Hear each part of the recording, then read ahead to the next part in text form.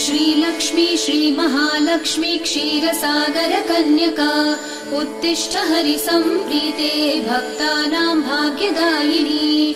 श्रीलक्ष्मी श्रीमहालक्ष्मी क्षीरसागर कन्यका उत्तिष्ठ हरिसम्प्रीते भक्तानां भाग्यदायिनी।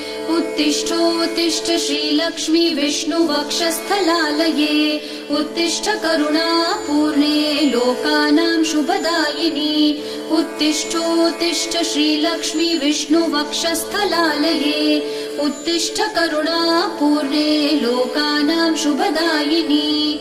श्रीपद्ममध्यवसिते वरपद्मनेत्रे श्रीपद्महस्तचिरपूजित पद्मपादे श्रीपद्मजात जननी शुभपद्मवक्त्रे श्रीलक्ष्मी भक्तवरदे तव सुप्रभातम्।